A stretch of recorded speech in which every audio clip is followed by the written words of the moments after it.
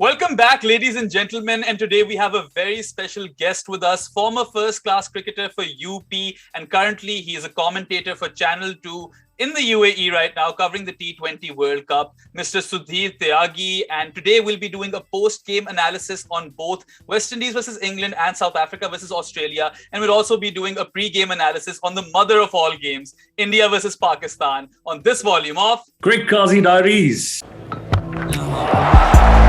Have a look at that, Miles up, oh, it's nearly taken someone out the stands. That was a flat six right under the stand there, the George Giffen stand, up into the members, and it went like a rocket.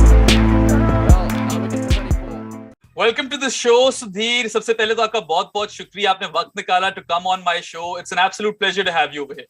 Thank you very much काजी साहब. देखिए तो जिस तरीके से हम जिस channel से मिले हैं और ये दोस्ती तो बनी रहे और आगे बढ़े, मैं यही चाहूंगा. In fact thank you very much. जी, इट्स माय प्लेजर और इंशाल्लाह और भी आगे हम करते रहेंगे शोज. तो without wasting any time Sudhir साहब, पहले मैं बात करना चाहूंगा इंग्लैंड वेस्ट इंडीज की. Rematch of the 2016 final, and England for the first time in their history have managed to defeat West Indies in the T20 World Cup. I think 6 tries में पहली दफा वो successful हुए हैं और ना सिर्फ उन्हें हराया उनको, they absolutely pulverized the West Indies 55 पे all out करके to chase it down with 6 wickets to spare. I honestly did not see this one coming. And would you say this was more so a better performance with the ball from England, or was it an absolute howler from the West Indies batsmen? I think the batsmen of West Indies, they have to blame more because the way they were batting, I mean, I wasn't able to understand whether they want to come and just show the people that, okay, हमें चौके छक्के मारने आते हैं. Come on, man, give us a break. This is not IPL. And you're playing for your country and they literally thrown their wickets away.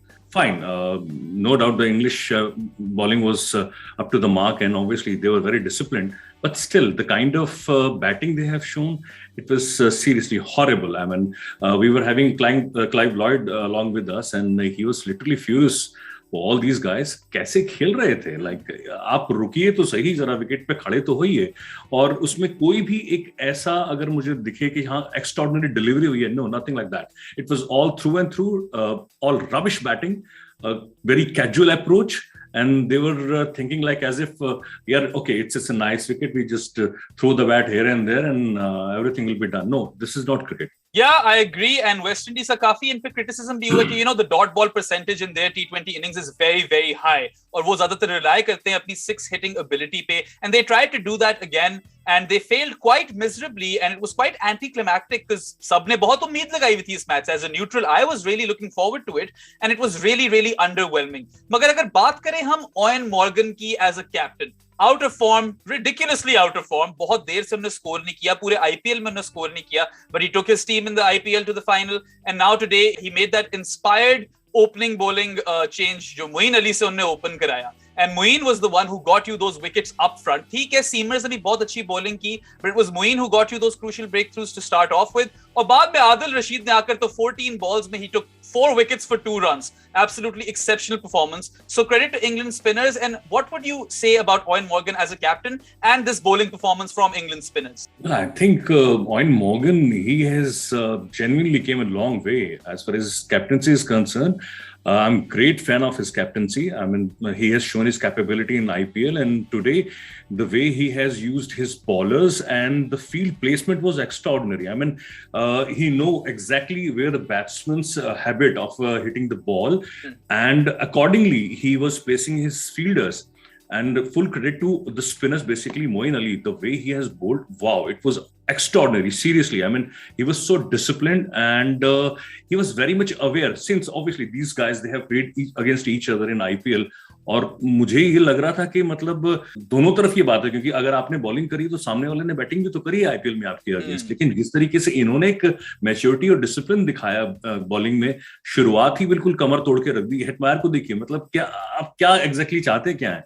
आप एक batsman, fine, it's okay, लेकिन आप हर बॉल को छक्का नहीं मार सकते हैं. सामने वाला जब एक बिल्कुल खास एरियाज में आपको डिलीवरी डाल रहा है, आपको थोड़ा रुकना चाहिए, दिखाना चाहिए कि वाकई में हाँ आपके अंदर वो एक बल्लेबाज का एक मादा है कि हाँ आप अच्छा कुछ कर सकते हैं. बट अगेन वही कैजुअलनेस दिखाई दी और उसका पूरा पूरा फायदा उठाया डिसिप्लिन बॉलिंग ने. और इसमें कोई शक नहीं है, मतलब लाइक आदिल राशिद मतलब क्या बॉल किया, उनकी बॉल रीड नहीं कर पा रहे थे बैट्समैन, मतलब जैसे वो हाथ से छोड़ रहे थे। शुरुआत उन्होंने की गुगली से, बैक टू बैक 3 गुगली इन्होंने डाली और इसमें से 2 पे उनको जो है वो फायदा मिला, विकेट भी मिली। लेकिन बैट्समैन पूरी तरीके से नाकाम रहे। They were unable to read the obviously ball from his hand, no googly whatsoever. I mean they were just playing कि हाँ पिच पे टप्पा खाने के बाद हम कुछ कर लेंगे, बट उनसे कुछ हुआ नहीं। So no doubt full credit to these bowlers, and obviously they have broken the backbone of completely this West Indian side. आप अगर कागज पे देखें तो ऐसा लगता है यार ये क्या वेस्ट इंडीज साइड है, तो मार डालेगी किसी को भी। लेकिन आज जो वो खेले हैं, उन्होंने अपनी अप्रोच दिखा दी। मैं जेन्युइनली बहुत डिसअपॉइंटेड हूँ। एक डिफेंडिंग चैंपियन है वो, और आईपीएल में बहुत बढ़िया खेले हो सारे के सारे। डेविन ब्रावो, मतलब आपने एक बॉल पे इनसाइड आउट चौका मार दिया, अगली बॉल फिर आप हवा में खेल रहे हो, गली पे। अरे फील्डर है वहां पे। So all in all casualness और जरूरत से ज्यादा शायद ओवर कॉन्फिडेंस। बिल्कुल, और एज यू सेड काफी इररिस्पॉन्सिबल अप्रोच नजर आई वेस्ट इंडीज के बैटिंग लाइनअप से। और अजीब सी बात यह है कि देखिए ये एक के बाद एक बड़ा बड़ा नाम है इनके पास, great mix of youth and experience, but only Chris Gayle managed to get into double digits. तो ये तो एक बहुत ही हैरोइंग, जिसको कहते हैं ना स्टैटिस्टिक है, वो है। और ठीक है, England bowled very disciplined lines and everything. Even the pacers Jordan Woakes और टिमल मिल्स स्पेशली, उनने भी बहुत अच्छी बॉलिंग कराई। एक ऑल राउंड अमेजिंग परफॉर्मेंस थी इंग्लैंड की। बट वेस्ट इंडीज से ना ये तवक्को नहीं थी आपको। You really expected more from them. And also just one thing I am really baffled by this, कि ठीक है आपने इतने ज्यादा बैट्समैन खिला लिए, मगर स्पिनिंग विकेट में आपने अपना ace leg spinner Hayden Walsh junior खिलाया ही नहीं। I know that never came into play क्योंकि उन्होंने स्कोर ही नहीं कोई किया, but that just didn't make sense to me. What do you make of it? I do agree. I mean obviously अगर आप अपनी गेंदबाजी, आप अगर जजमेंट ही नहीं कर पा रहे हैं कि एक्चुअली आपके की प्लेयर्स कौन से हैं, तो आपने तो वैसे ही अपना गिरना तय रख ही लिया। मतलब आप वहां कुछ नहीं कर सकते। शुक्र मनाइए कि अकील हुसैन जो हैं वो उनकी बॉलिंग लाइनअप में थे, और this wonderful guy, I mean this youngster, extraordinary. I think you might have seen the catches, both the catches he's caught in bowled, they were extraordinary. I mean he's so athletic in the field. और जो इस youngster में मैंने देखा, like जो approach थी उसकी bowling की, कोई फर्क नहीं पड़ रहा था कि सामने कौन सा स्टार आ रहा है। वो उसको मालूम है कि हाँ उसका स्टांस कैसा है, तो कहां पर उसको रीच कराना है और कहां से बॉल पीछे खींचनी है। बॉल अच्छी टर्न हो रही थी, और वो ऐसा मतलब इतना अच्छा यंगस्टर और इतना मैच्योर मुझे दिखाई दिया कि वो किसी से घबरा नहीं रहा था। और शायद वही एक वजह है कि पिक ऑफ द बॉलर अगर मैं कहूं वेस्ट इंडीज की तरफ से, तो वही था। और आई एम श्योर कि उसका फ्यूचर बहुत ब्राइट है। नहीं बिल्कुल 100%। अगर कोई एक पॉजिटिव था वेस्ट इंडीज के लिए in this game, that was in the form of Akeal Hosein. जो दो ने कैच पकड़े, स्पेशली दैट सेकंड वन, वो तो मेरे ख्याल से it's an early contender for the catch of the tournament. उन्होंने कई दफा चेक भी किया, मगर उसने बिल्कुल क्लीनली पकड़ा था। And you know I would like West Indies to be a bit more brave. अभी तो बहुत टूर्नामेंट पड़ा है, I wouldn't write them off just yet, even though form बहुत बुरी है। पहले साउथ अफ्रीका से घर पे सीरीज हारे हैं, ऑस्ट्रेलिया को हराया मगर डिप्लीटेड स्क्वाड थी ऑस्ट्रेलिया से, फिर पाकिस्तान से ठीक है एक ही मैच हुआ मगर वो भी हारे, अपने दोनों वार्म अप हारे, तो बहुत ही बुरी रन ऑफ फॉर्म से आ रहे हैं। But then again you can't discredit the fact कि ये जो अपने 2 वर्ल्ड कप्स जीते हैं, it's been in Sri Lanka and India, so both Asian conditions. अब सुनील नारायण है नहीं इस स्क्वाड में, which I think is a big miss now in retrospective. आप देखते हो hindsight में तो काफी बड़ी मिस नजर आ रहे हैं, especially given the season he had for KKR. तो आपको क्या लगता है गोइंग फॉरवर्ड, एक तो वेस्ट इंडीज, उनके कितने चांसेस हैं अब, क्योंकि this is a big blow to their chances, और ये तो ग्रुप ऑफ डेथ भी है। इसके अंदर आपके पास 4 टॉप की टीम है, England, south Africa, Australia, West Indies में, and then both qualifying teams Bangladesh and Sri Lanka, they are the better once, right, the Asian side जिनको ये कंडीशन सूट करती हैं, तो वो किसी भी अपने दिन पे किसी को भी हिरा सकते हैं, और दोनों का स्पिन अटैक बड़ा तगड़ा है।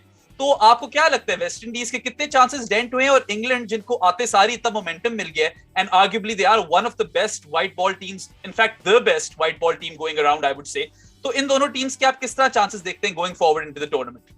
वेल काजी, जेन्युइनली बताऊं, मुझे नहीं लगता कि इस बार शायद वेस्ट इंडीज का कोई बहुत बड़ा चांस दिख रहा है मुझे। और as a matter of fact England भी मुझे बहुत ज्यादा, no doubt they are performing well, but still मुझे टॉप 4 में वो नहीं आते दिख रहे इस बार। अचानक से, जैसे सही कहते हैं ना, मतलब किसी भी टूर्नामेंट में फॉर एनी टीम के सही टाइम पे पीक करना, वो अभी हमने श्रीलंका को देखा है। I mean, they have peaked at the right time, and the combination they are with, the mystery spinner, Hathranga, and the kind of batting, the all-rounders and the fast bowlers, I think 3 of them, they are over 150. And this is amazing. This is genuinely amazing. After Pakistan, I think Sri Lanka is the team who has got 3 pacers who are bowling in a range of 140 to 150, and this is genuinely very good. And I'm sure after last match, मुझे लगने लगा है कि Sri Lanka definitely top 4 में जगह बनाएगी. और जिस तरह की विकेट्स यहाँ पर हैं अभी, इनफैक्ट आज के मैच में भी आपने देखा बाउंस बहुत अच्छा है अबू धाबी में. आपको सिर्फ राइट एरियाज पिक करने हैं. बैटिंग में भी एग्जैक्टली इसीलिए वहां पे आसान होगा कि जब गेंद आएगी तो आप इजीली अपने शॉट्स वहां पर बना सकते हैं. एक्सेप्ट आप वेस्ट इंडीज वाला काम ना करें कि आपने एक चौका का छक्का लगा लिया तो आप एक की जगह 4-5 के लिए चले जाएं, तो वहां तो खैर मतलब ऑब्वियसली बैट्समैन की गलती है. लेकिन ये टीम्स, अच्छा इस तरफ बांग्लादेश ने जिस तरह से परफॉर्म किया है फ्रॉम नोवेयर, एकदम से ऐसा लग रहा था कि नहीं शायद बांग्लादेश कुछ नहीं कर पाएगी, लेकिन पहले झटके के बाद जो वो उभर के आए हैं, उन्होंने भी बता दिया कि हम हैं. और दूसरी तरफ जो मुझे बहुत ज्यादा उम्मीद है कि इंडिया और पाकिस्तान, पता नहीं मुझे क्यों लग रहा है कि इस बार जो सेमीफाइनल है वहां पर एशियन टीम्स ज्यादा आएंगी बाकी किसी टीम से मुझे, क्योंकि एक तो कॉम्बिनेशन इतनी ज्यादा अच्छी किसी की दिख नहीं रही है मुझे. Indeed some bold calls over there Sudhir साहब. आपने तो दोनों वेस्ट इंडीज और इंग्लैंड को निकाल दिए. मेरे तो प्री टूर्नामेंट मैंने इन दोनों को हैंड पिक किया था कि ये सेमीफाइनल तक पहुंचेंगे, but I agree with you. जो इस ग्रुप के डायनामिक्स बन गए हैं और जितने अच्छे लग रहे हैं श्रीलंका एंड बांग्लादेश, और बांग्लादेश से चलो I think they still reliant on Shakib and Mehdi, और मुस्तफिजुर से वो परफॉर्मेंस नहीं अभी तक हो पा रही. एक्सपेंसिव है, विकेट्स ले रहे हैं मगर काफी एक्सपेंसिव है. बट श्रीलंका का जो अटैक है, आपने बिल्कुल ठीक किया, जो इनके पास वैरायटी है, वर्ल्ड क्लास लेग स्पिनर है वनिंदु हसरंगा, और जो उनकी गूगली है अभी तक तो वो किसी से पिक नहीं हुई, and even his leg spinner is great, he can bat on top of that. और जो महीश ठीकशन आए, he is a right arm off spinner, नए आए हैं तो वो मिस्ट्री एलिमेंट है उनके अंदर, और अभी 21 साल के ही हैं. और साउथ अफ्रीका के खिलाफ इनने वनडे सीरीज भी जिताई थी अभी श्रीलंका को नॉट लॉन्ग अगो. डेब्यू पे पहली बॉल पे अपनी विकेट ली थी इनने, 4 for 37 था शायद, तो वो श्रीलंका वनडे सीरीज भी जीता. फिर अभी T20 वर्ल्ड कप में भी he is been amongst the wickets, अपनी पहली वर्ल्ड कप बॉल पे भी इनने विकेट ली. तो इनका जो सितारा है वो तो उभरता ही जा रहा है, एंड आई थिंक इन दोनों की जो पार्टनरशिप है, Sri Lanka will benefit a lot from these two guys in the future. और फिर कैरम बॉल भी है इनके पास, तो देखें काफी वैरायटी है ठीकशना के पास भी. और फिर जो आपने दो बात की स्पेसर्स की, लाहिरू कुमारा एंड चमीरा, जो इनको कैरी मिल रहा है, जिस पेस पे बॉलिंग करा रहे हैं, तो definitely I think it's a very well rounded attack. और अगर श्रीलंका की बैटिंग उनका थोड़ा साथ दे जाए तो मेरे ख्याल से ये कई टीमों को हिरा सकते हैं इस ग्रुप में. मगर चले, हमने वेस्ट इंडीज इंग्लैंड के मैच की बात कर ली, चलते हैं ऑस्ट्रेलिया साउथ अफ्रीका के ऊपर. End of course south Africa were batting first, और आते सारी उनकी काफी विकेटें गिर गई. और इसके अंदर सबसे पहले तो आपको क्रेडिट देना पड़ेगा एरन फिंच को. Again inspired captaincy, he brought on Glenn Maxwell. Temba Bavuma जो कप्तान है साउथ अफ्रीका के, उन्होंने स्टार्क को कुछ चौके मार दिए थे पहले ओवर में, बट देन मैक्सवेल केम और उन्होंने उनको बोल्ड कर दिया. तो credit to both Maxwell and Finch for that. और फिर जो जॉश हेजलवुड है, एक तो उनका बहुत ही अच्छा आईपीएल रहा. Of course all of these guys who played the IPL specially for Chennai, जो हेजलवुड हो गए, मोइन अली हो गए, ब्रावो से आज परफॉर्मेंस नहीं हुई, मगर इनको आप देख रहे हैं कि ये T20 वर्ल्ड कप में आपको नजर आ रहे हैं, परफॉर्म करते हुए नजर आ रहे हैं, एटलीस्ट मोइन एंड हेजलवुड. और हेजलवुड ने जिस तरह आते सारी रासी वैन डर ड्यूसन को आउट किया, पहले man in form warm up में पाकिस्तान को 50 बॉल पे शॉट होकर उन्होंने, और फिर उसके बाद Quinton de Kock, who is arguably South Africa's best player in T20 cricket, वो ज्यादा क्यूट हो रहे थे, he was being too cute with the ball over there, और वो आउट हो गए. मेरे ख्याल से वहीं पे ऑस्ट्रेलिया ने एक तो गेम को पकड़ लिया था, और फिर जब मार्करम और बाकी लोगों ने थोड़ा स्टेडी किया शिप को, they were 80 odd I think for 3. वहां पे Adam Zampa, a very underrated leg spinner, मैं खुद उनको वैसे तो इतना रेट नहीं करता होता, मगर विराट कोहली की आपको पता है वो हमेशा विकेट ले जाते होते हैं. And again in the 14th over over है, Zampa struck twice, और वहां से I think South Africa never really recovered, और वो रींगते they limped to I would say 118. तो क्या कहना चाहेंगे आप इस इनिंग्स के बारे में? देखिए, एक चीज तो पूरी तरह से एक्सपोज हो गई साउथ अफ्रीका की, फिर से दोबारा से एक्सपोज हो गई internationally, that they are unable to play spin bowling. Zampa एक, मतलब अब अगर इंडिया, पाकिस्तान या एशिया की बात करें तो ऐसे लेग स्पिनर हर क्लब में आपको मिल जाएंगे. But I was unable to understand, like आपके पास भी इमरान ताहिर हैं, आप जाहिर सी बात है प्रैक्टिस में उनके विरुद्ध खेलते होंगे, वो एक क्वालिटी लेग स्पिनर हैं. और जब आप एक ऐसे स्टेज पर आकर स्पिनर्स को खेलते हैं और वहां पे लगभग ऐसा लगता है कि शायद जिंदगी में पहली बार आप स्पिनर खेल रहे हैं. आप बवूना की बात कर रहे हैं, देखिए जिस तरह से वो बॉल थी मैक्सवेल की, उसमें कहीं कोई ऐसी धार नहीं थी या कोई ऐसी एक्स्ट्राऑर्डिनरी डिलीवरी वो नहीं थी. एक नॉर्मल ऑफ स्पिन डिलीवरी थी, और आप उस पर ऐसा बिहेव कर रहे हैं, एक बिल्कुल ड्राइविंग लेंथ पे वो बॉल थी, आप अपनी जगह खड़े खड़े खेल रहे हैं. तो भाई इसमें बॉल की गलती नहीं है, आपकी तकनीक में गलती है, आप गेंद को रीड नहीं कर पाए हैं, आप मैक्सवेल को ठीक से नहीं खेल पाए, जो कि एक with due respect, I mean he is an average off spinner bowler, ठीक है पार्ट टाइम बॉलर है, अगर आप उनको भी नहीं खेल पाएंगे तो फिर आप अंतरराष्ट्रीय स्तर पर कैसे सोच सकते हैं कि आप कहीं कुछ बहुत बड़ा कर पाएंगे।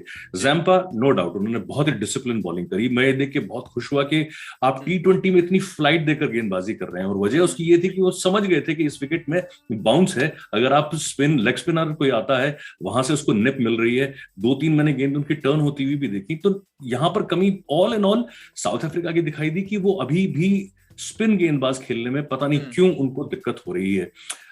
लेकिन फिर भी जिस तरह से फाइट हुई इस मैच में, दोबारा से मैं स्पिनर्स पे आऊंगा क्योंकि शम्सी जिस तरह से वो गेंदबाजी कर रहे हैं आज के समय में, number 1 spinner in the world, not spinner in fact bowler, number 1 T20 bowler in the world, T20 bowler.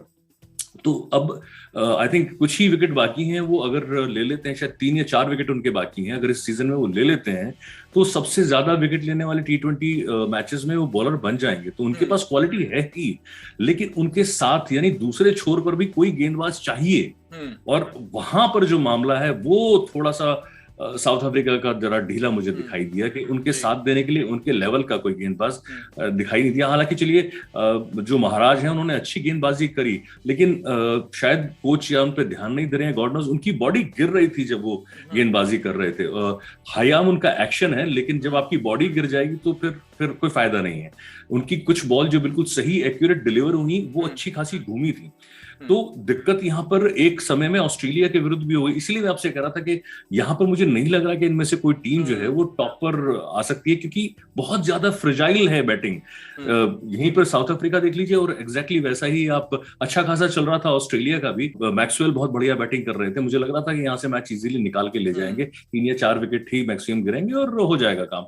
लेकिन जिस तरीके से वहां पर भी एकदम से बल्लेबाज आउट होके तू चल मैं आया, this is not the way. आप वर्ल्ड कप खेल रहे हो, आपकी टीम से बहुत उम्मीदें हैं, वो अलग बात है कि दोनों टीमें कभी भी सेमीफाइनल या इसके आसपास तक ही पहुंची हैं, ऊपर कभी कुछ नहीं कर पाई T20 मैचेस में। लेकिन अब आपके पास मौका है, क्योंकि वर्ल्ड की ज्यादा टीमें अभी रीबिल्ड कर रही हैं अपने आप को, नई प्लेयर्स आ रहे हैं, एक्सेप्ट अगर इवन इंडिया और पाकिस्तान में भी आप देख लीजिए। इंडिया के लिए एक बहुत अच्छी चीज है कि भाई अभी यंगस्टर्स आ रहे हैं, उनके लिए तो दिक्कतें हो रही हैं कि भाई किसको खिलाएं किसको ना खिलाएं। वहीं पर पाकिस्तान भरमार है, मतलब आप टैलेंट की आप पूछिए, एक को रिप्लेस कीजिए, दूसरे लाइन लगा के खड़े हैं। तो एक तरफ तो ये मामला है, और दूसरी तरफ ये मामला है कि आपके जो पुराने प्लेयर्स भी हैं अभी भी उनमें वही कमी दिखाई दे रही है, स्पिन आते ही आपके हाथ पैर खुल जाते हैं। तो साहब आप कैसे फिर सब कॉन्टिनेंट में कैसे जीत पाएंगे आप?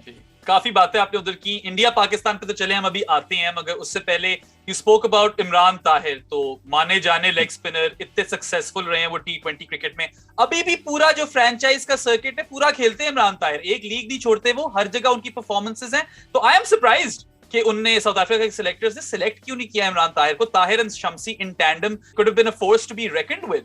और उसके बाद आपने महाराज की बात की, तो मुझे महाराज से बेहतर ऑप्शन जॉर्ज लिंडा की लगती है, वो भी सिलेक्ट नहीं हुए। वो हैंडी बैट्समैन भी है नीचे, और वो भी लेफ्ट आर्म ऑफ स्पिन करते हैं। तो थोड़ी सिलेक्शन की समझ नहीं आई, खास तौर पे अब फाफ डू प्लेसी को कितना मिस किया उन्होंने आज। He was fantastic in the IPL, बहुत ही उनकी शानदार परफॉर्मेंस रही, फाइनल में उन्हें परफॉर्मेंस दी, और फिर उनका थोड़ा वो ड्रामा भी हुआ where they didn't congratulate Faf du Plessis और इमरान ताहिर, और सिर्फ लुंगी एंगीडियो किया। तो साउथ अफ्रीका के बोर्ड में काफी कुछ मसले नजर आ रहे हैं। It seems to be a team in disarray, and so does Australia, of course. Australia ने सिर्फ एक T20 वर्ल्ड कप ही नहीं जीता हुआ, 50 ओवर वर्ल्ड कप के multiple time champions, test cricket में बेतहाशा सक्सेस, टेस्ट मेस भी रही है इनके पास, चैंपियंस ट्रॉफी भी शेन वॉटसन ने इनको जिताई हुई है। तो ये एक ट्रॉफी है जो इनके अभी हाथ नहीं आई, और मुझे भी इन दोनों टीमों से ज्यादा उम्मीद ऐसा लग नहीं रही। साउथ अफ्रीका भी अगेन दे बोल्ड वेल, देखिए नोकिया और रबाडा दोनों बहुत अच्छे पेस बॉलर्स हैं, और उन्हें अपफ्रंट आपको विकेटें आकर लेकर भी दी। मगर फिर जब स्मिथ और मैक्सवेल ने शिप स्टेडी की, मैच वहां पे फंसा जब एकदम से दोनों आउट हो गए, अभी भी 30-40 रन बचे हुए थे 4-5 ओवर में, और वहां पे गेम आकर फंस गई। वो तो स्टोइनिस और मैथ्यू वेड आपको एंड में आखिरी ओवर में जिता गए, वरना अगेन टू योर पॉइंट इनसे भी बिल्कुल बैटिंग नहीं हो रही थी, and this well could have been a South African victory. अगर तो वो कैच हो जाता, अब मुझे याद नहीं, वो शायद मार्करम का कैच होने लगा था, वो अगर वहां पे आउट हो जाते वेड तो कुछ भी हो सकता था। एब्सोल्युटली, बिल्कुल on the dot, I mean बिल्कुल आपने सही कहा कि अगर वहां पर एक या दो कैचेस जो खैर मुश्किल कैच थे, मैं ये नहीं कहूंगा कि बिल्कुल हाथ में आए थे, लेकिन वो कैचेस कहते हैं कैचेस विन द मैचेस, तो अगर वहां पर वो कैचेस हो जाते तो ये तय था कि यहाँ पर एक पहले ही मैच में उलटफेर हो जाता कि साउथ अफ्रीका ऑस्ट्रेलिया को हरा देती है यहाँ पर। बिल्कुल, और वही जो अप्लाई करने वाली बात है उसमें हमने बिल्कुल देखा कि वो जोड़ी थोड़ी सी चली आगे, और कर्सी क्योंकि आईपीएल वो खेले थे, इन विकेट्स पे थोड़ा बहुत आइडिया था उनको। मैथ्यू वेड के विषय में तो मैं वो नहीं कहूंगा, लेकिन फिर भी मैथ्यू वेड भी काफी अच्छे स्पिन के बल्लेबाज माने जाते हैं, बाएं हाथ के बहुत बढ़िया बल्लेबाज है, और स्मिथ उनके लिए तो बिल्कुल ये परफेक्ट प्लेटफॉर्म था। He is a batsman like that only when any team against Australia scores 120 to 140, he is the right batsman to go with. He usually single, double and then hit a boundary in an over, और वो बिल्कुल सही चीज लेके चलते हैं। लेकिन इस बार देखिए इस लेवल पर खेलने का एक दबाव उनके ऊपर भी दिखाई दिया, वो भी काफी कंट्रोवर्सी से बाहर निकल के आ रहे हैं, तो डेफिनेटली वो एक बहुत बड़ा मुद्दा रहा। और यहाँ पर I am genuinely very disappointed with these guys. Simple reason was they were part of IPL, they have seen all these wickets, they were very much aware what exactly the behavior of the pitch was, the weather, no doubt थोड़ा सा ठंडा जो है वो हो रहा है weather, लेकिन still I mean they are professional guys, they know जब ऐसे मौसम में खेलते हैं then this is nothing new to them, तो आपको कैसे अपने को ढालना है उस सिचुएशन में, but they were failed, literally they were failed today। असल में ऑस्ट्रेलिया का भी जो कंटिंजेंट है, it's under lot of pressure. Justin Langer पता नहीं अब कोच रहते हैं कि नहीं रहते, his job is under lot of scrutiny. और फिर आपने बात की स्टीव स्मिथ की, और मैं डेविड वार्नर को भी इसमें लाना चाहूंगा। देखिए ये स्टैंड आउट बैट्समैन रहे हैं ऑस्ट्रेलिया के लिए। When you think of Australian batting, you think of David Warner and Steve Smith, ये दो नाम आपके दिमाग में सबसे पहले आते हैं, and they have been horribly out of form. IPL में दोनों ड्रॉप हो गए अपनी टीम से, और डेविड वार्नर तो मेरे ख्याल से शायद सनराइजर्स के लिए फिर से खेलने भी मत, और स्टीव स्मिथ भी आईपीएल में उनका स्टॉक बहुत ज्यादा गिर गया है। अगर आप नोट करें तो उनको उस तरह की अहमियत अब दी नहीं जाती। तो I think their form coming into this World Cup, that's worrying. Australia as a unit नहीं खेली हुई बहुत देर से साथ, इन्हें अपनी बी टीम्स भेजी हैं हर जगह, आई think that goes against them. और फिर आज इनकी सिलेक्शन में मुझे एक चीज समझ नहीं आई कि आपने सिर्फ Zampa as a specialist spinner चुना है। बेहतर टीम्स तो मैक्सवेल को अच्छा खेल जाएंगी, you need to put one of Mitch Swepson और एश्टन एगार इन देयर, आपको कंपीट करने के लिए करना पड़ेगा मेरे हिसाब से। और मुझे तो मैथ्यू वेड से भी बेहतर ऑप्शन जॉश इंग्लिश लगते हैं, बट चलें ऑस्ट्रेलिया के भी खासे मसले हैं मेरे हिसाब से, and you know all of these things when combined. Aaron Finch भी कप्तान जो उनके हैं, not a very good player in Asia. आपको याद होगा पिछले आईपीएल में उन्हें बिल्कुल भी परफॉर्मेंस नहीं दी थी, और इस दफा तो वो सिलेक्ट भी नहीं हुए शायद। तो I think there are lot of problems in this Australian batting lineup, और उम्मीद मुझे सिर्फ नजर आ रही है in the form of Glenn Maxwell and well now Marcus Stoinis का भी नाम लेना पड़ेगा, he was critical in their victory today. तो going forward, to cut it short, where do you see Australia and South Africa, how do you see them progress in this group? क्या इनके कोई भी chances हैं? नहीं, मुझे नहीं लगता काजी, सीरियसली मुझे ये टीमें बहुत अच्छी लगती हैं जेन्युइनली, जो इनकी स्पिरिट है। अब से कुछ साल पहले की मैं बात करता हूँ, 2 या 2.5 साल पहले की बात करता हूँ, ये फुली स्पिरिटेड टीम थी और बहुत बढ़िया इनके एफर्ट्स रहा करते थे, बहुत पॉजिटिव ये हुआ करते थे। लेकिन न केवल इनके एटीट्यूड में मुझे अब बहुत बड़ा अंतर आ गया, लगता है कि जैसे आप बिल्कुल exactly you have just the right way, कि टीम में कहीं कुछ गड़बड़ है। जस्टिन लैंगर सबको इकट्ठा लेकर नहीं चल पा रहे हैं, और मुझे लगता है कि शायद वो खुद ही एक बहुत बड़ा बोझ है टीम पे। आज की डेट में उनके थॉट प्रोसेस में बहुत बड़ी मुझे लग रहा है गैप्स आ रहे हैं, जिस तरीके से टीम कॉम्बिनेशन वो बनाते हैं। और आपकी बात बिल्कुल सही है कि एडम जैम्पा, आप ये सोचिए आप सिर्फ 2 स्पिनर को लेके चल रहे हैं, और मैच से पहले ही आपने अनाउंस कर दिया कि साहब 7 मैं बल्लेबाज लेके चलूंगा, 4 मेरे बॉलर होंगे, जिसमें से 3 जो है वो फास्ट बॉलर होंगे, 1 स्पिनर होगा, और मैक्सवेल जो है बीच बीच में आ जाएंगे, स्टोइनिस तो है ही। तो जो पहले ही आपकी अप्रोच इतनी गलत है कि आप किल के लिए नहीं जा रहे हो, जो पहले नहीं हुआ करता था ऑस्ट्रेलिया में। पहले they always go for the kill and then ठीक है, बाद में जो होगा देखा जाएगा।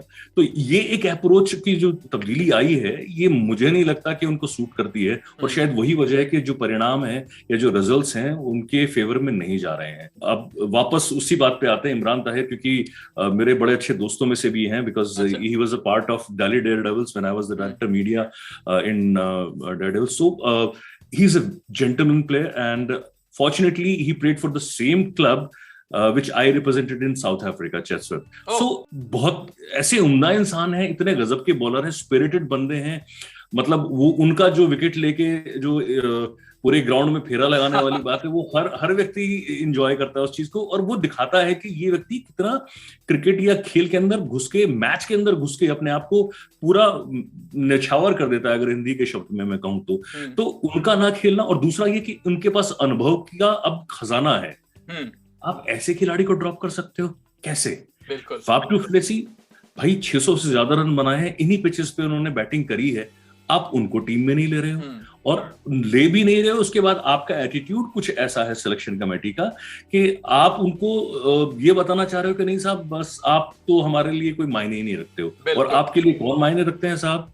वो खिलाड़ी, मतलब नो डाउट वहां पे भी वही पॉलिटिकल एस्पेक्ट्स चल रहे हैं, काजी आप समझ सकते हैं उस चीज को कि भी इतने खिलाड़ी एक्स उसके खेलेंगे, स्किन के कलर जो होने चाहिए, quota system, it's not working. I mean cricket में ये नहीं, स्पोर्ट्स में नहीं हो सकता। स्पोर्ट्स में आपको जो टैलेंटेड है, जो परफॉर्मर है, उसी को लाना पड़ेगा। आप अगर इस तरह की पॉलिटिक्स स्पोर्ट्स में खेलेंगे तो कम से कम आपकी कंट्री का स्पोर्ट्स तो डूबेगा 100%, और लोग धीरे धीरे हटते चले जाएंगे, क्योंकि जो परफॉर्मर्स हैं आप उन्हीं को कह रहे हो कि नहीं साहब ये वजह हो गई एक्स वाई, नहीं, ऐसे काम नहीं होगा। स्पोर्ट्स आप खत्म कर देंगे अपने देश का। नहीं, और फाफ डू प्लेसी इतने बड़े परफॉर्मर रह चुके साउथ अफ्रीका के लिए, of course one of the leading run scorers in the IPL as well, and then again Imran Tahir, heaps of experience. तो समझ तो नहीं आई मुझे एज सच सिलेक्शन की, and then also it seems like they are done with them, they want nothing to do with them.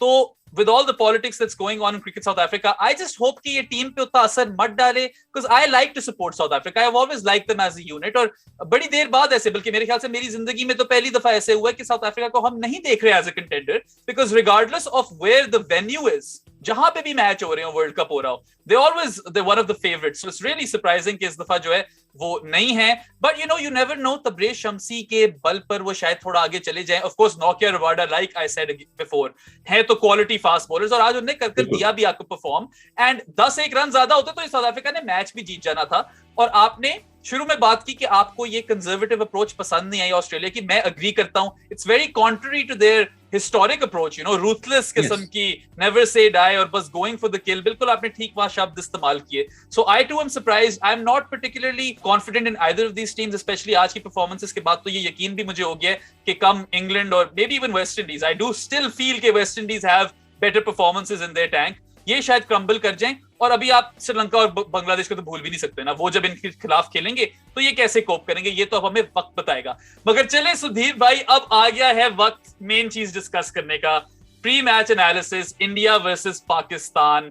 अब देखिए, generally तो I am a person who believes in law of averages, मगर जब इस fixture की बात आती है ना, I throw law of averages out of the window, क्योंकि देखिए 12 दफा हो चुके हैं 50 ओवर T20 वर्ल्ड कप में मिला के, 9 तो मैंने अपनी जिंदगी में देख ली, 2003 से तो मैं भी देख रहा हूं। और अब मैं इस वक्त पे आ चुका हूं जब ना एज अ फैन मेरे ऊपर इस गेम का प्रेशर है, अपने दिमाग में मैं ऑलरेडी हार चुका हूं, and all I want is for Pakistan players to go out and express themselves, fearless खेलें, ब्रेव होकर खेलें, और ये मत सोचें कि हार गए तो it will be the end of the world, क्योंकि अभी ये पहला मैच है, there is margin for error, और मैं बाकी टीम के खिलाफ पाकिस्तान एक काफी अच्छी स्टेबल यूनिट है। और एक और चीज पाकिस्तान की मजेदार ये है कि जब इस तरह की चीजें होती है ना पाकिस्तान के साथ, देखिए नए चेयरमैन आ गए, न्यू मैनेजमेंट, इतनी रेजिग्नेशंस हो गई, इतना ज्यादा और ड्रामा हो गया with England and New Zealand pulling out last minute, it was a big jolt to Pakistan cricket. देखिए as far as our fan base is concerned, as far as our financials are concerned, तो बहुत बड़ा झटका था ये। उम्मीद तो हम ये करते हैं कि अब इसी को मोटिवेशन लेकर अपने आप को वो गैल्वनाइज करेंगे, दिल push that extra bit harder, और इस T20 वर्ल्ड कप में अच्छा परफॉर्म करके दिखाएंगे, जो कि इन्हें पास्ट में भी किया हुआ है। 2009 में अटैक्स के बाद वर्ल्ड कप जीत गए, फिर आप 2017 में 8 थे, मर के आप चैंपियंस ट्रॉफी तक पहुंचे, और फिर आपने शानदार तरीके से जीत ली। तो आई थिंक बनिस्बत के जितने पहले मैच हो चुके हैं इंडिया पाकिस्तान के, इस दफा पाकिस्तान पे प्रेशर जरा कम है, एंड अल्टीमेटली ठीक है, man for man, pound for pound, India is a better team, there is no debate over there, but it's not like Pakistan doesn't have world class players. Babar Azam, Rizwan, Shaheen, Hasan, ये जो 4 प्लेयर हैं, they would walk into most teams. तो क्या आपकी राय है पाकिस्तान पे, and you think they'll give India a good challenge this time? देखिए, आप चैलेंज की बात कर रहे हैं और मुझे लग रहा है कि ये बहुत टफ मुकाबला होने वाला है। मैं नहीं जानता कि बाकी लोग किस तरीके से इसके एनालिसिस कर रहे हैं, लेकिन कभी भी ऐसी टीम जिसको इस तरीके से, अभी मैं पहली चीज इस पे आ जाऊं कि अभी जो बैकग्राउंड क्या है दोनों ही टीमों का। देखिए, दोनों ही टीमों ने T20 मैचेस अच्छे खासे खेले हैं। अभी लीग पाकिस्तान की खत्म हुई है, उससे पहले ये तो बिल्कुल जो यूएई है सेकंड होम है पाकिस्तान का। ईच एंड एवरीथिंग, एक छोटी सी घास भी उनको मालूम है कि कौन से ग्राउंड में कहाँ लगी हुई है। तो पहली चीज ये कि यहाँ पर आप बिल्कुल बराबर हो गए, ग्राउंड जो है, विकेट्स जो है वो बिल्कुल एक जैसा मामला है दोनों के साथ साथ। अच्छा, दूसरी बात में आ जाते हैं कि यंगस्टर्स, तो यंगस्टर्स दोनों साइड हैं और दोनों के दोनों साइड में टैलेंटेड यंगस्टर्स है, हल्का नहीं है कोई भी। फखर जमान आप, मुझे लगता है आप भूल गए, लेकिन मैं नहीं भूला हूं वो आईसीसी का देखिए पहला मैच किस तरीके से वन साइडेड रहा, और उसके बाद जो फाइनल मैच है वो भी वन साइडेड रहा। बस ये था कि पहला मैच इंडिया ने वन साइडेड जीता और दूसरा मैच पाकिस्तान ने वन साइडेड जीता। तो ये दोनों ही टीमें ऐसी हैं कि पहली चीज तो अनप्रेडिक्टेबल है, ऑन ए गिवन डे कौन सी टीम क्या करामात कर दे और कौन कैसे ढह जाए ये नहीं कह सकते आप। लेकिन दोनों की दोनों टीम बिल्कुल इवनली बैलेंस्ड हैं, दोनों की तरफ बहुत ही वर्ल्ड क्लास बैट्समैन हैं। इंडिया के तौर पे आप ये कह लीजिए कि टूर्नामेंट्स या लीग या अभी जो सीरीज हैं इंडिया ने थोड़ी सी ज्यादा खेली हैं, तो उनके खिलाड़ियों का नाम थोड़ा ज्यादा है कंपैरेटिवली, और वो आपका आत्मविश्वास या कॉन्फिडेंस थोड़ा सा बढ़ाता है। और वहीं पर जब आप ऐसी टीम के अगेंस्ट खेलने जाते हो, सपोज जैसे पाकिस्तान की टीम इंडिया के अगेंस्ट खेलने जा रही है, तो उनको ये दिखाई दे रहा है कि हाँ यार ये प्लेयर तो, अरे इसने वो किया, इसने वो किया, इसका इतना नाम है। तो वो एक मेंटली जो एक लेवल है वो डेफिनेटली थोड़ा बहुत अंतर आ जाता है। लेकिन जब आप ग्राउंड में उतरते हैं, और देखिए थे तो पहले एक जैसे ही, तो खैर जो भी लकीरें खिंच गई, तो सोचने का जो प्रोसेस है वो बहुत ज्यादा डिफरेंट नहीं है। दोनों ही टीमें बिल्कुल किलकिले जाती हैं, वैसे ही पाकिस्तान वैसे ही इंडिया। आजकल जो नई पौध है या नई जो जनरेशन है वो एग्जैक्टली उसके थॉट प्रोसेस सेम है।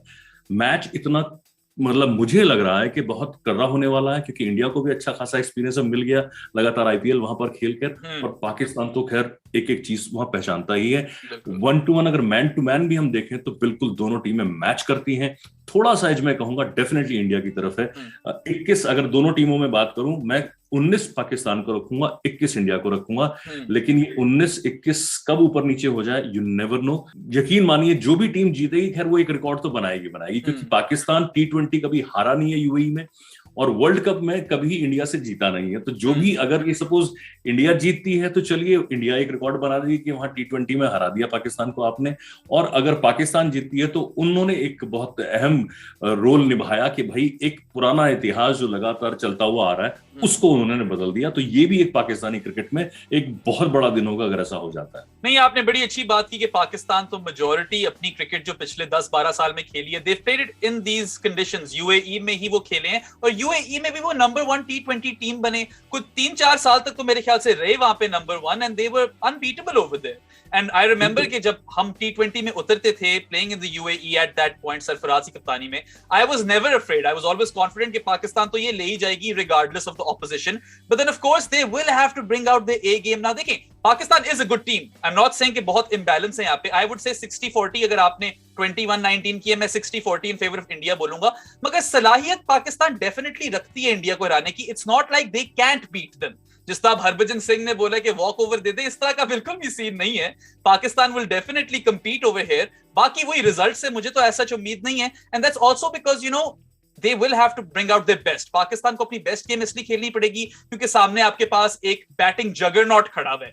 किसी भी टीम में आप केएल राहुल, रोहित शर्मा और विराट कोहली को टॉप 3 रख देंगे तो वो ऑटोमेटिकली बहुत तगड़ी टीम हो जाएगी। And even though Virat Kohli की फॉर्म नहीं लगी हुई, I think that Sharma and KL are bigger threats to Pakistan than Kohli at the moment, क्योंकि कोहली पे तो प्रेशर है, उन पे तो भी काफी कप्तानी भी छोड़ने लगे हैं वो। आई एम नॉट श्योर उनके दिमाग में इस वक्त क्या चल रहा है, because he hasn't scored a century for 2 years in international cricket. But you look at KL Rahul और उनके आईपीएल के नंबर्स देख लें, even for India in limited overs cricket, more so in T20s, he is just been a bona fide superstar. और रोहित शर्मा की तो मैं जितनी भी तारीफ करूं कम है। I think probably the best player I've ever seen on the hook shot and pull shot. So those guys definitely I think are key players for India. और अगर तो पाकिस्तान मेरे ख्याल से टॉप 3 इंडिया की जल्दी आउट कर ले, as always, और विद इंडिया जिस तरह होता है, तो फिर पाकिस्तान का काफी अच्छा चांस है। बिल्कुल, देखिए बिल्कुल मुनासिब है कि ऐसा हो सकता है। बस आज की डेट में जो अंतर आ गया है वो ये कि इंडिया का जो मिडिल ऑर्डर है उसमें भी काफी अटैकिंग बैट्समैन आ गए हैं। मैं ऋषभ पंत की बात करूंगा, ईशान किशन की बात करूंगा, सूर्य कुमार और ईशान किशन में अब थोड़ा सा टसल है कि उनमें से किसको खिलाएंगे विराट कोहली। और फॉर्चुनेटली अब जो पीछे भी जो हमारे पास इंडिया के पास ऑलराउंडर्स हैं वो भी क्वालिटी ऑलराउंडर्स हैं। लाइक अभी अश्विन की मैं बात करूं, वो मतलब बहुत एक्स्ट्राऑर्डिनरी फॉर्म में चल रहे हैं। वो एक अलग चीज है कि कुछ कंट्रोवर्सी के चलते वो पिछले कुछ मैच नहीं खेले, लेकिन जैसे ही उनको मौका मिला उन्होंने दिखा दिया कि देखिए साहब वो धार मेरे बार अभी भी है मेरे पास, तो आप परेशान ना हो उस चीज से। अच्छा, उसके बाद जो फास्ट बॉलर्स हैं वो भी काफी अच्छा कर रहे हैं। भुवनेश्वर कुमार ने भी अभी इस प्रैक्टिस मैच में काफी अच्छा किया। और उसके साथ साथ मुझे लगता है कि जो टीम कॉम्बिनेशन है वो बहुत सेटल्ड है। लाइक उसमें कोई ऐसी टेंशन वाली बात मुझे दिखाई नहीं रही। कवर अच्छे खासे हैं। अगर एक व्यक्ति आप कहें कि इंजर्ड भी हो जाता है तो उसके पीछे ऐसा बैठा है जो उससे सवाया है। तो डेफिनेटली इंडियन टीम बहुत सेटल्ड होके चल रही है। वहीं पर ही पाकिस्तान में जो 4 या 5 स्टार बैट्समैन है जिनको मुझे लगता है कि अगर ऑन ए गिवन डे आप मौका दे दो तो, और खुला मतलब बिल्कुल कि हाँ सर आप जाइए और आप अपना गेम खेलिए, जैसा कि किसी भी कोच या टीम को करना चाहिए। अनफॉर्चुनेटली वो हो नहीं पाता जब इंडिया पाकिस्तान का मैच होता है। लेकिन अगर उनको ऐसा खुली छूट आप दे दें तो मुझे नहीं लगता कि आज के समय में चाहे इस तरफ विराट कोहली हो उस तरफ बाबर आजम हो कहीं कोई कमी है, या उनकी अप्रोच में टेक्निक में स्कोर मतलब ही नहीं होता सा। बिल्कुल नेक टू नेक मामला है। वहीं फखर जमान को आप उठा के देख लीजिए, जो अप्रोच है उनकी क्रिकेट की तरफ या गेम की तरफ वो मतलब बिल्कुल सटीक है। ऐसा ही होना चाहिए किसी भी प्लेयर को। तो अगर इन दोनों में से कोई, सोचिए 20 ओवर की बात है, अगर इनमें से कोई भी एक बैट्समैन रुक गया, उसके बाद फिर आपके पास एक्सपीरियंस जो बैट्समैन हैं या कह लीजिए ऑलराउंडर्स हैं उनकी भी कोई कमी नहीं है, तो बैलेंस इधर भी उतना ही है इधर भी उतना ही है। फर्क सिर्फ कुछ गेम्स का है। और काफी लंबे समय से जब दो टीमें आपस में नहीं खेलती हैं तो थोड़ा सा फर्क पड़ जाता है उस चीज का। नहीं तो क्या होता है कि आप लगातार एक साथ खेल रहे हैं तो आपको आइडिया कि हाँ साहब इनकी क्या कमजोरी है, और अगर वो कमजोरी को ठीक भी कर लेते हैं तो मुझे पता है उसका अल्टरनेटिव क्या है, मुझे किस तरीके से फंसाना है या निकालना है। टेक्निक सारी अवेलेबल है, सब वीडियोस सारे एनालिसिस सब कुछ मौजूद है। लेकिन जो ग्राउंड में आप करते हैं तो वो एनालिसिस सब बाहर के बाहर ही रह जाते हैं। ग्राउंड में जो आपको करना होता है वो बिल्कुल डिफरेंट होता है। आपने वहां देख लिया कि हाँ साहब ये फ्रंट फुट पे फंसते हैं, लेकिन जब मैच में बाई चांस वो जब बल्लेबाज उतरा, जरूरी नहीं है कि वो फ्रंट फुट पे फंसे उस दिन। ये नेचुरल चीजें होती हैं, ये हमेशा कंप्यूटर की तरह से नहीं चलता है। तो जब आप लगातार खेलेंगे तो डेफिनेटली बहुत फर्क पड़ेगा और मैच उतने ही रोमांचक और मजेदार होंगे। दुर्भाग्य यह है कि दोनों टीमें ज्यादा नहीं खेली हैं पिछले काफी समय से, लेकिन फिर भी आई एम वेरी ऑप्टिमिस्टिक। मुझे मतलब जैसे हमने बाकी भी अभी चैनल्स पे इंटरव्यू वगैरह दिए, मुझे लगता है कि मैं बार बार इस बात को रिपीट करूंगा, इर्रिस्पेक्टिव ऑफ बाकी जो बड़े प्लेयर्स कह रहे हैं बहुत कुछ, मुझे लगता है ये मैच टक्कर का और बढ़िया वाला मैच होने वाला है। इसमें कोई कोर कसर नहीं रहेगी, दोनों टीमें पूरा जोर लगाएंगी और बहुत नजदीकी रहेगा जो भी परिणाम आएगा। जी बिल्कुल, मेरा भी यही जो है मेरी थॉट प्रोसेस है। I think it's going to be a very competitive game, closely fought. आपने बड़ी कुछ अच्छी बातें की वहां पे। फखर जमान ऑफ कोर्स आपने अब उसका 2 दफा नाम ले लिया। ऑफ कोर्स फखर इस तरह का प्लेयर है कि जिस दिन वो चल गया तो पाकिस्तान यूजुअली मैच जीत जाता होता है। He does take the game away from the other team, takes the game by the scruff of the neck जिसको कहते हैं ना इंग्लिश के अंदर। तो डेफिनेटली वो एक एक्स फैक्टर प्लेयर है पाकिस्तान का। और फिर आपने बात की एक्सपीरियंस की, तो अब बाबर और रिजवान पे अब प्रेशर कम होएगा, नोइंग कि उनके बाद फखर, हफीज और मलिक हैं। अगर वो आउट भी हो जाते हैं तो ऐसे प्लेयर्स हैं जो आकर शिप को स्टेडी कर सकते हैं और पाकिस्तान को एक रिस्पेक्टेबल टोटल तक लेकर जा सकते हैं और जरूरत में चेस भी कर सकते हैं। क्योंकि हफीज और मलिक जो हैं बहुत देर से ये पाकिस्तान की टीम में 20-20 साल हो गए इनको, और इनकी जो ये लेट ब्लूम आई है ना, ये काफी अच्छे पावर हिटर्स बन गए अब अपने करियर में लेट आके। आपको याद होगा चैंपियंस ट्रॉफी के जो फाइनल में हफीज ने जो 50 मारी थी आकर down the innings. I think that these two, इनका काफी फायदा हो सकता है पाकिस्तान को। बट मैं वापस जरा शिफ्ट करना चाहता हूं फोकस इंडिया के ऊपर। आपने उनकी बैटिंग की बात की। इंडीड इंडिया के पास अब इस तरह के बैट्समैन है, even in the middle order. You talk about Surya Kumar Yadav, you talk about Ishan Kishan, बल्कि अभी जो इनने इनिंग्स खेली थी मुंबई की जो आखिरी गेम थी, that was I couldn't believe my eyes. 30 बॉलों में 80 थे दोनों के, and I was like, wow, such clean strikers of the ball, and these guys would walk into the Pakistan team. Rishabh Pant भी of course उन्होंने अपना लोहा मनवाया इंटरनेशनल क्रिकेट में। ठीक है, शायद T20 इंटरनेशनल क्रिकेट में अभी तक वहां नहीं पहुंचे, बट उनके टैलेंट पे तो कोई किसी को शक है ही नहीं। द फैक्ट कि शिखर धवन जैसे बैट्समैन सिलेक्ट भी नहीं हुए और आपको उनकी कमी महसूस भी नहीं हो रही, just gives you an idea कि कितनी ज्यादा बैटिंग स्ट्रेंथ है इंडिया के रिजर्व्स में एंड ओवरऑल। मगर कॉम्बिनेशंस की अगर मैं बात करूं तो कुछ यहाँ पे इंटरेस्टिंग चीजें आ जाती हैं। Hardik Pandya, I am a big fan, जिस तरह वो ब्रॉड शोल्डर से छक्का मारते हैं, मिड ऑन क्यूपर और स्पिनर को छक्का मारते हैं, one of my favourite sights in cricket, और he plays his cricket with a great aggression and attitude and I really like to see that in a cricketer.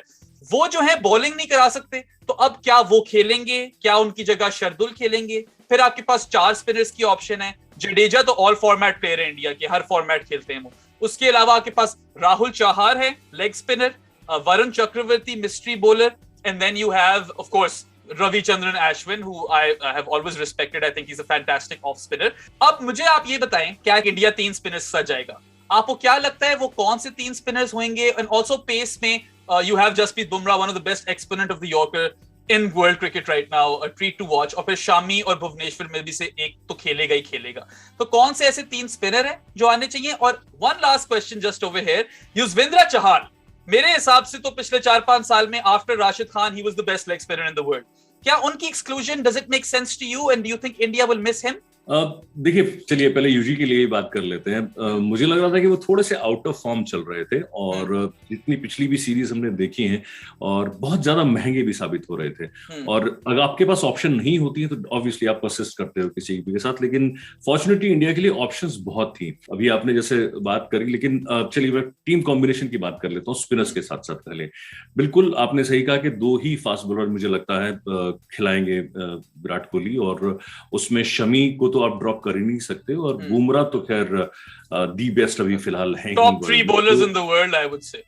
Exactly he is. So I think ये दोनों तो खेलने ही वाले हैं, 11 में ये होंगे ही होंगे। अश्विन को आप ड्रॉप नहीं कर सकते, जिस तरीके से आपने प्रैक्टिस मैच में दोबारा से उनकी धार देख ली है। चलिए अभी विदेश में इंग्लैंड में जो भी कुछ हुआ उसको थोड़ा अगर आप पीछे भी रख दें, तो वो T20 के one of the best bowler है, इसमें कोई शक नहीं है, होना भी नहीं चाहिए किसी को।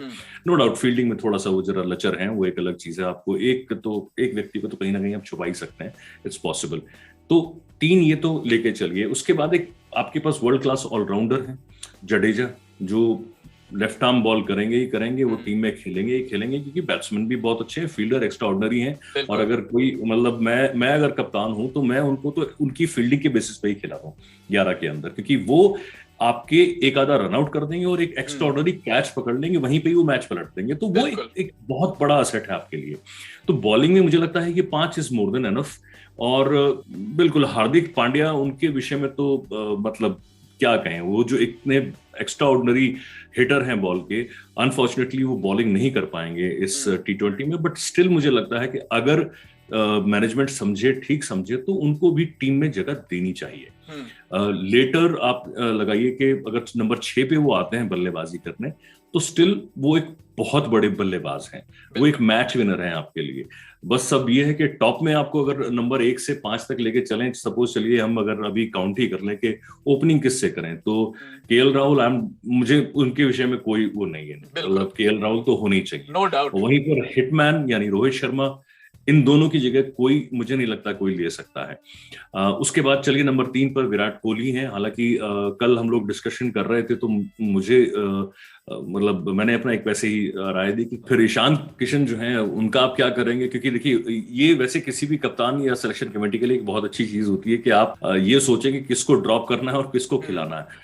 तो जाहिर सी बात है ईशान किशन आ गए बीच में। अब चलिए उनको आप अगर सेटल करेंगे तो फिर हार्दिक पांड्या को कहाँ पे खिलाएंगे, और आपने अगर ज्यादा लेफ्टी बैट्समैन खिला लिए तो आपने अपनी एक और कमजोरी पकड़ा दी सामने वाले जो गेंदबाज जो हफीज बैठे हुए हमारे पास लेफ्टीज। अजी मलिक साहब भी हैं साहब, हफीज भी हैं, मलिक साहब भी हैं।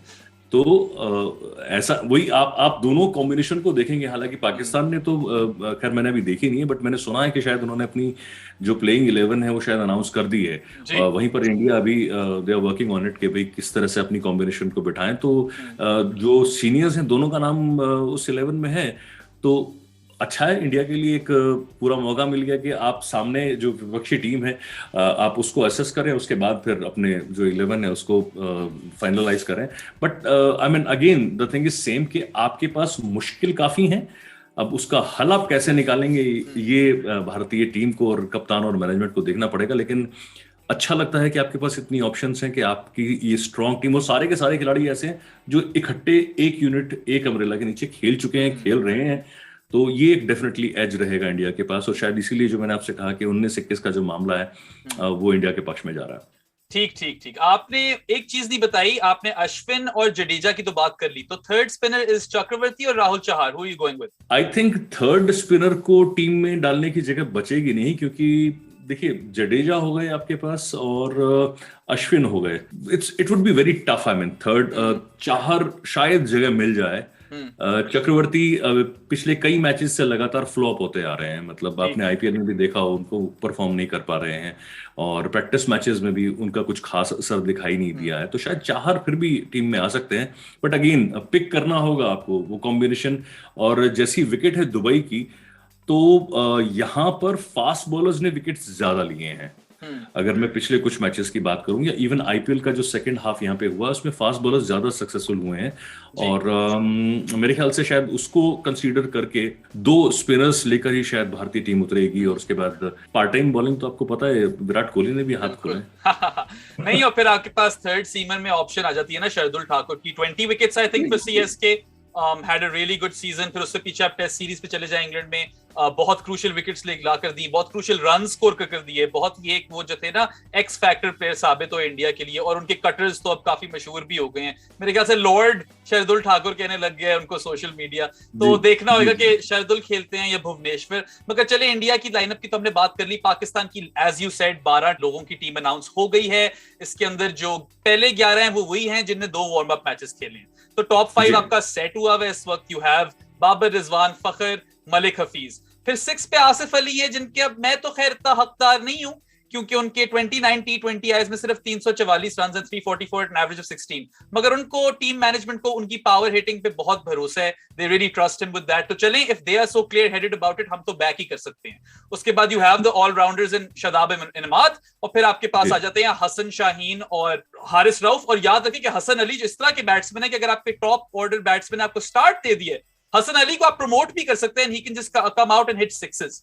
फिर 12th man is Haider Ali. I don't see him, like I'm a big fan, मुझे वो बहुत पसंद है, वो हिटिंग भी बड़ी अच्छी करते हैं, कन्वेंशनल बैटिंग भी बड़ी अच्छी करते हैं, यंग हैं। बाबर आजम के बाद से ये पहला एक ऐसा टैलेंट आया पाकिस्तान क्रिकेट में who could really go places across formats। First class cricket में भी इनकी काफी कोई हाई एवरेज है, आई थिंक लेट 40s 48-47 की एवरेज है इनकी। बट आई थिंक अभी वो क्योंकि टॉप 3 के बैट्समैन है, शायद वो भी टीम में ना आए, और फखर को वो फेवर करेंगे क्योंकि बिग मैच एक्सपीरियंस भी रह चुका है, फॉर्म में भी है वो। तो आई थिंक पाकिस्तान की काफी स्टेबल 11 है, and it's good to see the management so clear headed, क्योंकि पाकिस्तान की मैनेजमेंट होती नहीं होती कभी क्लियर हेडेड। हमें टीम का पता चलता है midway through the tournament that this is our starting 11। So I am happy के management is quite clear headed. और फिर आपके भाई हेडन आ गए, उनने कुछ बातें की होंगी प्लेयर्स के साथ, Philander, Saqlain Mushtaq, one of the greatest off spinners of all time. Team अच्छी लग रही है। अब ऑब्वियसली कुछ कह नहीं सकते क्योंकि अभी तक उन्होंने कोई उस तरह मैच खेला नहीं है, but I am hopeful if not this game, क्योंकि इंडिया से वही मैं आपको कहा कि दिमाग में तो मैं वैसे ही हार चुका होता हूं, बट ऑब्वियसली उम्मीद तो होती है। But I do see Pakistan going into the semifinals. I think they will edge out New Zealand, specially because they will be hurting or they'll have a point to prove as well. Realistically, to my mind will say it's a toss up between Pakistan and New Zealand. मगर दिल पाकिस्तान तो कह रहा है इस वक्त, and then India of course. I think they are firm favorites in this T20 World Cup. और आप कभी भी उनको नजरअंदाज नहीं कर सकते, जिस तरह की उनकी फॉर्म है, जिस तरह का उनका कॉम्बिनेशन है, they definitely the team to beat। और उनकी बैटिंग तो इस वक्त मेरे ख्याल से it's several levels above the rest of the teams. That's just what I would say. तो what do you say? You see both of these teams making it to the semi-finals? मुझे बिल्कुल, देखिए आपको याद होगा शुरुआत में मैंने जो आपसे बात कही थी, मुझे ऐसा पता नहीं क्यों लग रहा है कि जो टॉप 4 टीम आएंगी वो सब कॉन्टिनेंट से ही होंगी। अच्छा। और जितनी खतरनाक टीम पाकिस्तान और इंडिया की है on a given day, obviously वो किसी को भी हरा सकती हैं। और सबसे बड़ी बात यह है कि इंडिया और पाकिस्तान के लिए अच्छी चीज ये कि ये जो जहां पर टूर्नामेंट हो रहा है वो एक सेकंड होम की तरह है इंडिया और पाकिस्तान के लिए। नो डाउट उसमें अफगानिस्तान भी है, बट स्टिल अभी भी अफगानिस्तान को एक लंबा सफर तय करना है इन दोनों टीमों के बराबर पहुंचने के लिए। और जो आपने कॉम्बिनेशन बताई, डेफिनेटली देखिए मैं वही उसी चीज को कह रहा था कि लोग पता नहीं इस चीज को क्यों अंडर एस्टिमेट कर रहे हैं, पर मुझे इसमें 1% का भी शुभा नहीं है कि जो कॉम्बिनेशन के साथ पाकिस्तान के जो खिलाड़ी आ रहे हैं, मैंने बहुत क्लोजली जो पाकिस्तानी प्रीमियर लीग है उसको वॉच किया है। अच्छा। और टैलेंट की कोई कमी हो मुझे नहीं लगता, मुझे बिल्कुल भी नहीं लगता ऐसा। और बहुत ही बढ़िया टैलेंट निकल के आ रहा है पाकिस्तान से भी, बस ये है कि सही मौके और सही जगह बस बाकी है। अगर वो मिल गए तो जेन्युइनली ये 2 फोर्सेस जो हैं एशिया की, इनके आगे कोई बहुत ज्यादा टिकने वाला नहीं है। नो डाउट बीच में एक समय आया था कि जब नई टेक्नोलॉजी तकनीक आ गई, साफ डाइट XYZ बहुत सी चीजें निकल कर आई, ऑस्ट्रेलिया हमसे ऊपर हो गया, न्यूजीलैंड भी पूरा तरह से डोमिनेट करना शुरू हो गया, इंग्लैंड ने भी बहुत तबाही मचा दी। लेकिन अब वो सारी चीजें हिंदुस्तान और पाकिस्तान में अवेलेबल हैं। वो सारी लेटेस्ट टेक्नोलॉजी, किस तरीके से आपको अपने शरीर को ठीक रखना है, क्या कुछ आपकी डाइट होनी चाहिए, कितनी एक्सरसाइज करनी है, कौन सी ड्रिल से क्या फायदा होने वाला है, वो दोनों देशों के पास है। और टैलेंट तो हमारे यहाँ पहले से ही बहुत है। उसके लिए हमें किसी की तरफ भी झांकने की या देखने की जरूरत नहीं है। अब वो टेक्निक्स भी हैं कि उस टैलेंट को नर्चर कितना अच्छा किया जा सकता है। और ये जो पिछले कुछ समय में हमारे यहाँ से जो लेजेंड निकले हैं, उन्होंने बता दिया है कि साहब हमारे पास लिमिटेड रिसोर्स में भी देखिए आप हमें लेजेंड मानते हैं ना, क्योंकि हम हैं, हमने वो प्रूव किया है। तो इसलिए पहली चीज मुझे ये दोनों टीमें, मुझे लगता है कि सेमीफाइनल पहुंचना चाहिए इन दोनों की दोनों टीमों को। उसके बाद श्रीलंका बहुत गजब के एकदम से उसमें फॉर्म में आ गई है, तो मुझे वो भी, क्योंकि शुक्र ये है कि वो दूसरे पूल में है, तो हिंदुस्तान और पाकिस्तान को कोई टेंशन नहीं है। यहाँ चलिए ठीक है सेमीफाइनल में मिलेंगे आपसे हम, उससे पहले तो आप जाइए, चलिए उनको जरा धोइए अच्छे पकड़ के। तो सेम एज विद बांग्लादेश, उनकी भी टीम बहुत अच्छी है। और बट हालांकि पता नहीं, मुझे फिर भी थोड़ा सा शक है कि पता नहीं बांग्लादेश कर पाएगी नहीं कर पाएगी, टॉप 4 में आ पाएगी नहीं आ पाएगी, क्योंकि वो थोड़ी सी कंपैरेटिवली 1 या 2 प्लेयर पे टुकी हुई है। और 1 या 2 प्लेयर से कोई टीम ज्यादा ऊपर तक नहीं जा सकती। आप 1-2 मैच एक आधा फ्लूक में जीत जाएंगे, 1-2 जेन्युइन परफॉर्मेंस से जीत जाएंगे, लेकिन आपको यहाँ कंसिस्टेंट परफॉर्म करना है।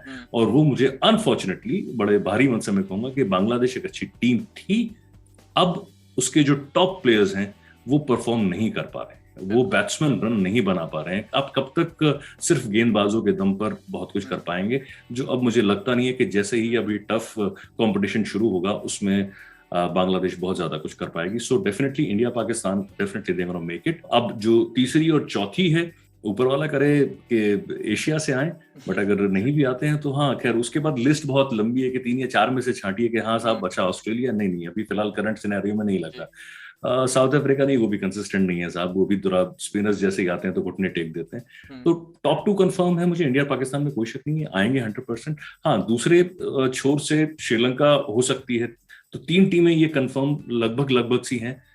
चौथी टीम ठीक है, जो अच्छा खेले आ जाए। चलें, ठीक हो गया। आपने बात की बांग्लादेश की, तो आई एग्री, वो काफी रिलायंट हैं Shakib Al Hasan with the ball with the bat, वही उनके एक सुपरमैन चल रहे हैं। और फिर मेहदी के अलावा मुझे उस तरह कोई उनके अंदर एक्स फैक्टर प्लेयर्स नजर नहीं आए जो जाकर गेम बदल सकते हैं। Of course they are missing Tamim Iqbal, that's a big miss, क्योंकि मेरे हिसाब से तो वो बेस्ट बैट्समैन है बांग्लादेश के, आई थिंक हिस्ट्री के भी मैं कहूंगा बेस्ट बैट्समैन है। मगर चले वापस आते हैं जरा quickly on a final note India Pakistan के ऊपर। देखिए स्किल्स असाइड, आपने बात की टैलेंट दोनों मुल्क में भरपूर है, no doubt, of course they are very very talented cricketing nations, और दुनिया में सबसे ज्यादा क्रिकेट देखी भी यहीं पे जाती है।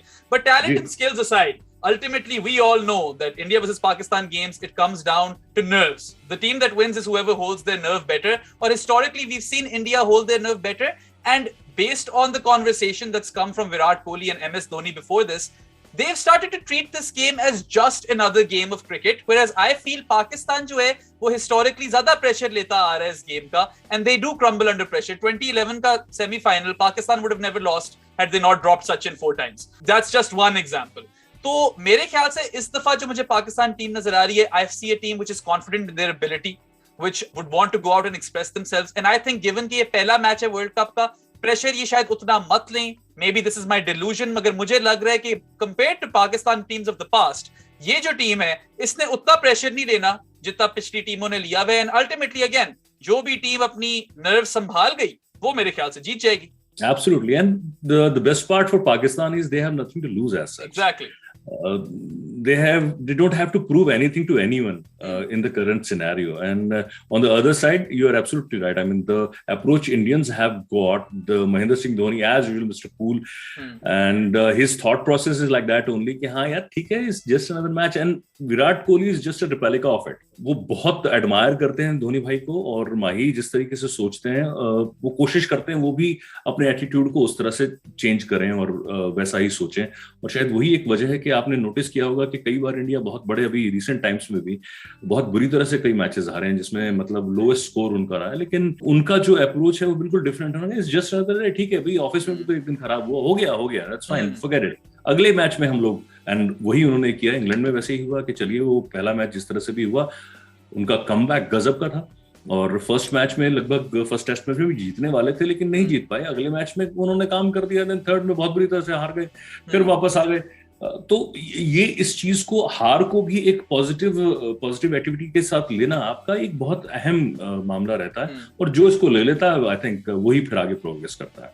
बिल्कुल, आप अपनी गलतियों से सीखते हो, and team India is an exact example of this very phenomena कि यू ट्रस्ट द प्रोसेस। आपने प्रोसेस एस्टैब्लिश कर दिया है, then you simply trust it and the results will follow. और जिस तरह की इस टीम के अंदर आपको हंगर नजर आती है, भूख नजर आती है, वो मैच जीतना चाहते हैं। जो सेकंड टेस्ट मैच इंडिया जीती थी, दे forced result out of that game. 50-60 over the, दिन में रह गए, इतनी बुरी कंडीशंस भी नहीं थी बैटिंग की, yet they forced result, took 10 English wickets, और वो बहुत हिस्टोरिक मैच जीते लॉर्ड्स के अंदर। तो again once again, I do feel that India do have a slight edge over here, मगर मेरे ख्याल से बहुत ही अच्छा मुकाबला होगा। आपको बहुत good luck for this game. I hope you have a good one and you enjoy this game. आपका बहुत शुक्रिया सुधीर साहब, you took out the time to come on my show. आपने हमें अपनी presence के साथ नवाजा। Thank you so much for making it. It was an absolute pleasure to have you. Thank you very much, Qazi, and definitely wherever you ask me again, and I'll be there for you. And all the best for your team as well, for you too. Let's enjoy the game of cricket and love each other like always, जो हम करते भी हैं। ठीक है, बाकी sports में चलता रहता है, हार जीत तो होगी, जो अच्छा खेलेगा वो जीत पाएगा। हार जीत तो होती है, and again may the better team win. अल्लाह करे कि हम लोगों को एक अच्छी क्रिकेट देखने को मिले, and it's just a good game for the neutrals as well. I just want this to be a spectacle, क्योंकि काफी देर से जो है ना, India Pakistan games minus the champions trophy ones, I guess they haven't quite lived up to that expectation, so I hope this one does. But khair, thank you once again very much, and that's a wrap for volume 61, folks. If you enjoyed this episode, do like, share, and hit that subscribe button, and don't forget to hit that bell icon in order to be notified about all of my latest videos. I'll catch you tomorrow after the India versus Pakistan game. Till then, fingers crossed. Best of luck to fans from both sides. That's all for now. Qazi off the mic. Have a look at that, miles up, oh, it's nearly taken someone out the stands. That was a flat six right under the stand there, the George Giffen stand, up into the members, and it went like a rocket.